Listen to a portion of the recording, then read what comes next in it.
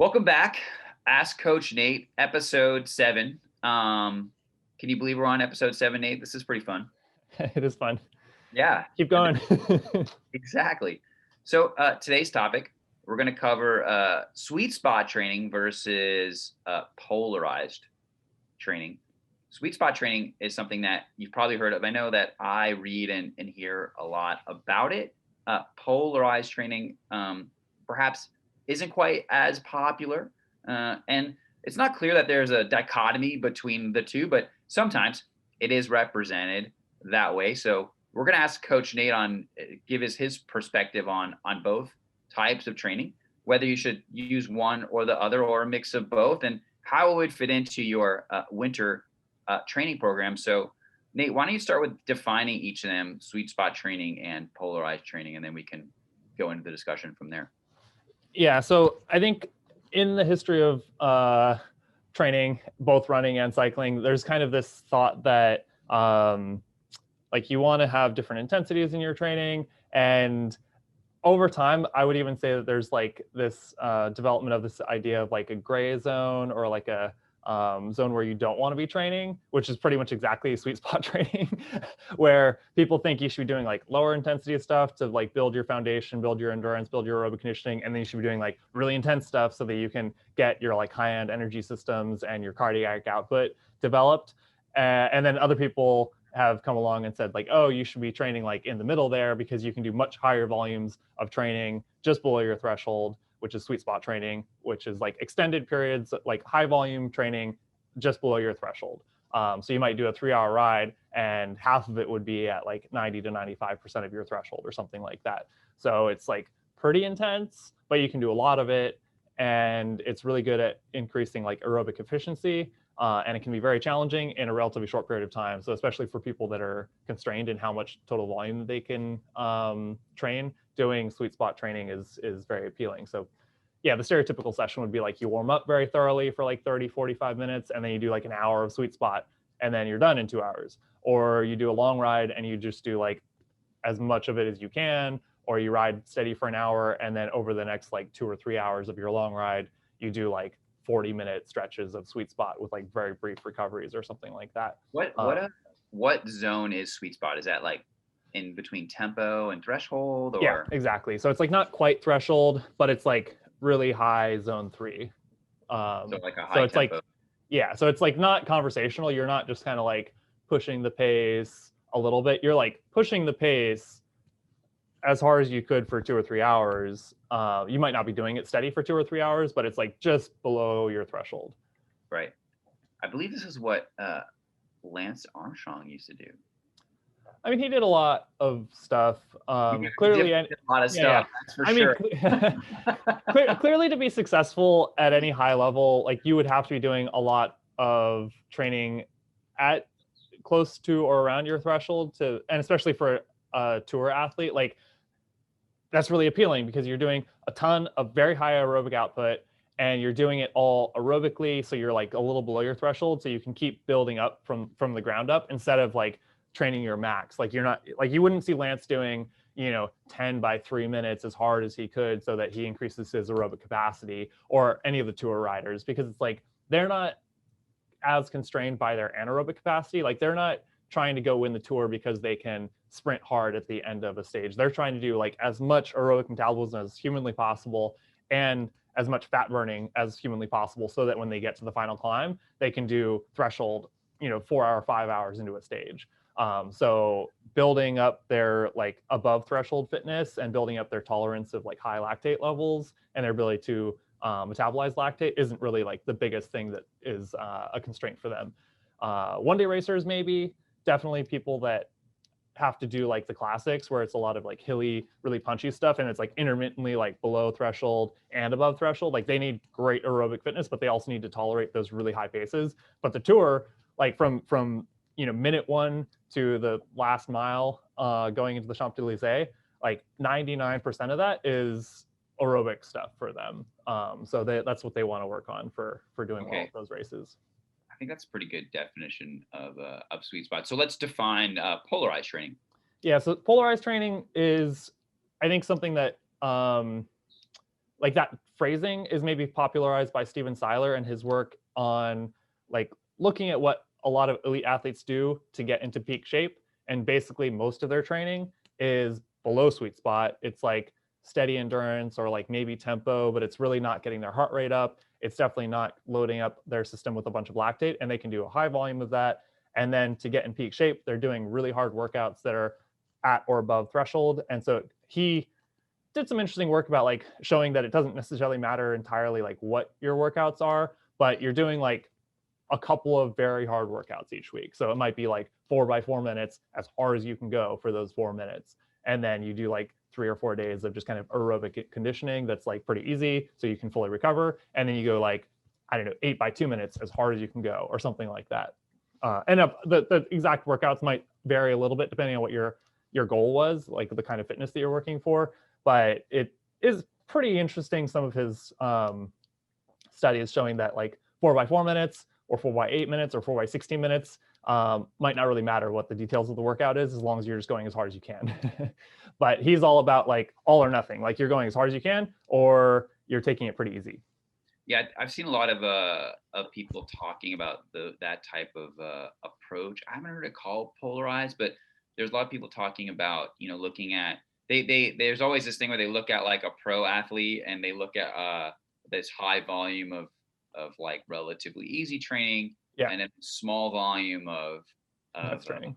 Intensity, right? And then you can like interpret it a million ways, right? It's like, oh, just do all this intense stuff and that will give you a lot of fitness and that's all you need to do. And that's kind of been like, I think some filtered down version of that is the like 8-hour training program where like you're not going to be competitive in a grand tour, obviously, but just being more using more intensity and like focusing on that and like removing some of the endurance stuff because you don't have the time. So do it is another like popular way I've heard.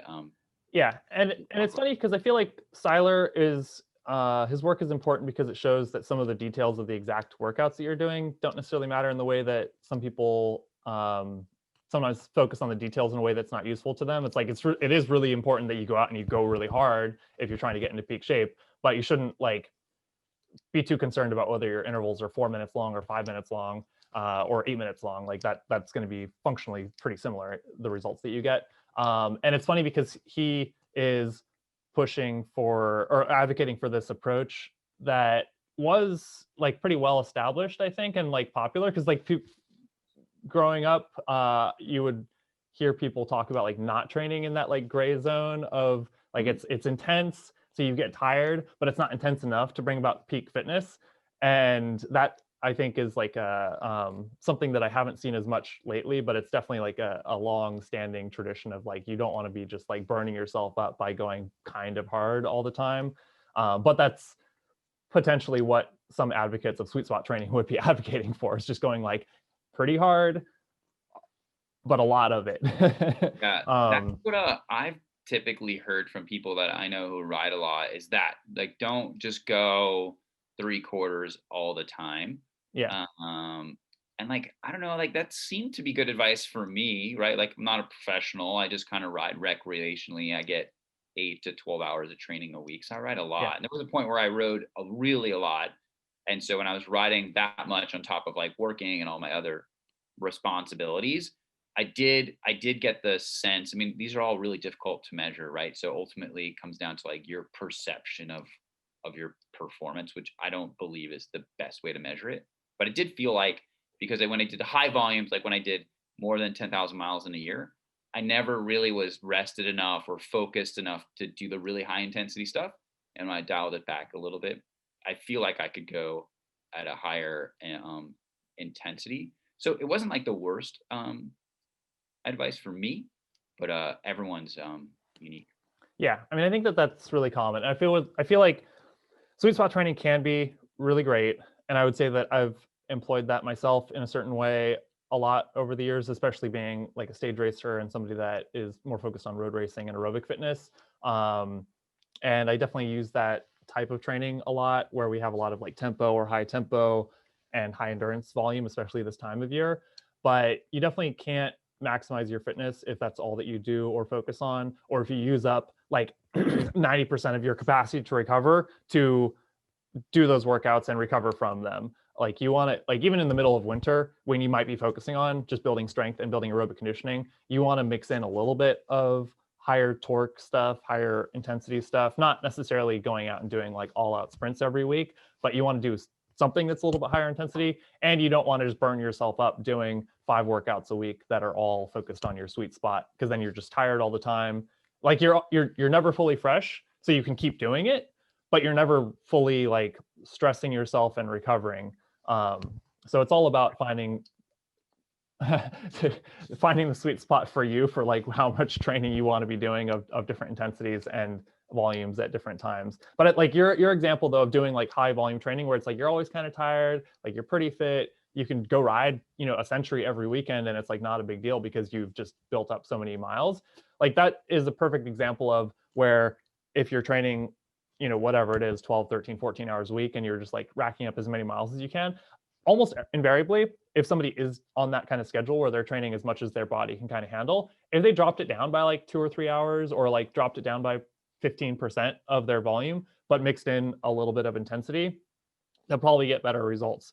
And if it's in the wintertime, maybe they drop down some of their like intensity so they can add a little bit of strength work off the bike and or more sweet spot training or something like that, where it's like really high aerobic and you're really pushing hard. But then on the other days, you take it a little bit easier. That probably will get them a better foundation of like strength and aerobic conditioning in the winter. And then when they go to like the spring or summer and they maybe are trying to do like a century as fast as they can, or they're trying to get into racing, then you want to be doing some of the more polarized type of training where it's like easy miles and then a couple of really hard workouts each week. And Yeah. even So like the question is like, yeah, you know, I think we've done a good job at describing them. Yeah. So like, it's like when or how do you recommend people use them? It sounded like you just were, so what I interpreted from what you said was like sweet spot training might be something you want to try more in the off season, and then polarized training, something that probably works better when you get into races. Is that correct? Or would you utilize yeah, it differently? I would say that if you're a racer, I would use sweet spot training as a tool to enhance your aerobic conditioning and your general strength so you can build a foundation for doing more intense workouts later. So if you are focused on like your end goal is to be as fit as possible at the high end, I would do that. I think if you were like in any training program, I would think about like what's your end goal and when is it? Is it like in May? Is it in October?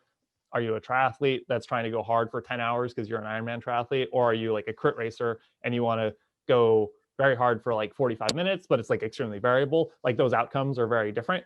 But I would think about like what is you're trying to do at that time where your goal event or series of events is, and what do you need to be doing in the like couple of months before that to reach your peak for that type of fitness. And given that last couple months of training, what do you want to be doing like 3 to 5 or 6 months out to get as strong as you can and be fresh going into that like peak building period? So it's going to be different for different outcomes. But yeah, the classic bike racer scenario would be like in November and December, you're building up miles, you're maybe building up some strength going back to the gym, you're starting to do progressively more and more like tempo, sweet spot, threshold type training, and you're building up like as much endurance, aerobic conditioning, and strength as you can. And you're doing a little bit of intensity above that, but you're not doing like all out sprint workouts like you might be doing in April. And then you kind of slowly build up to like higher intensity stuff.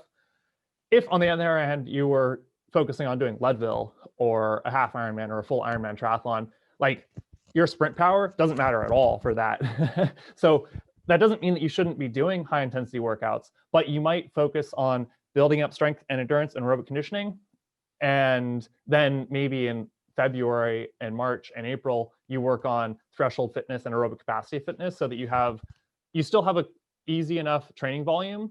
Like you don't want to just have a long steady build up to like as much volume as you can possibly do. Like I would much rather build up, you know, good volume, good endurance, and then work on your aerobic capacity, and then transition to that peak building phase is where you do like your really hard, really long rides. You do a lot more sweet spot training, and you kind of like build your intensity and then drop your intensity down and focus on just like making it go as long as possible going into your goal event. So like I have some athletes doing Leadville, and we'll try to reach some sort of high-end aerobic fitness several months out, like 3 or 4 months out. So maybe we'll do some cross-country races and some shorter events where we're focused on threshold in aerobic capacity fitness in like May, let's say, and then do the highest volume training in the last couple months before Leadville so that we can nail a very hard like 7 to 10 hour ride.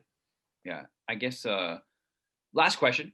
How do you tie in your nutrition to this type of training? Is it different when you want to do sweet spot versus polarized?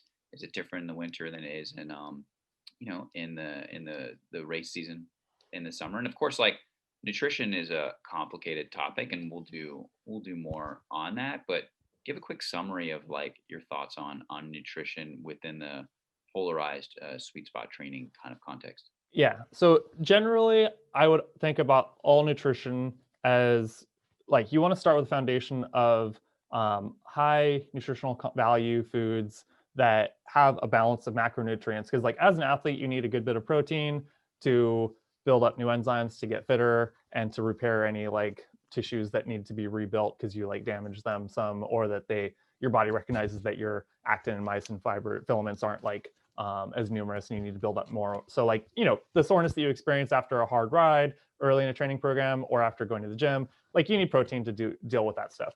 And you need some carbohydrate to be able to feel good in training and do any of your higher intensity stuff. But if you're training at lower intensities, you don't necessarily need to load up on huge amounts of carbohydrate.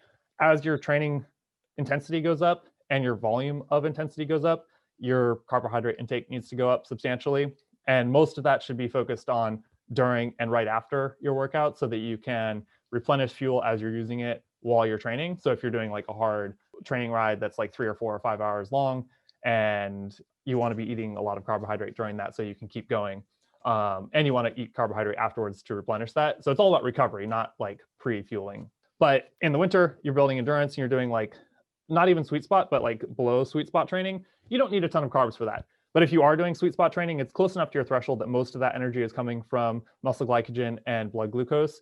So you do need to have enough carbohydrate to do as much volume of sweet spot training as you might be doing. And if you go into the spring or the summer and you're doing those high intensity workouts, you really need to be having plenty of carbohydrate available for those sessions. But if you're building endurance and you're trying to increase your fat burning, and that's your goal at that moment in time, you need to have enough calories to train, but you don't necessarily need to focus on bringing in extra carbohydrate. Carbohydrate is a function of like time at intensity. Yeah. Well, excellent. Well, anything else you want to say in summary?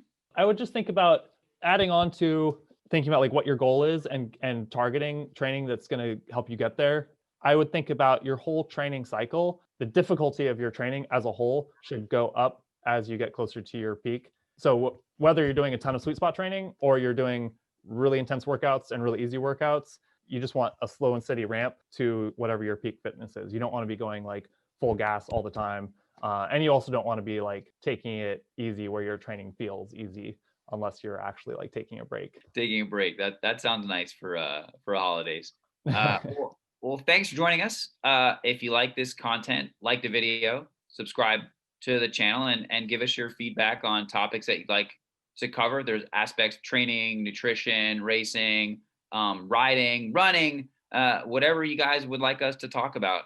Let us know in the comments down below, or drop us a line through various social media channels, and we'll see you next week. Thanks. Bye.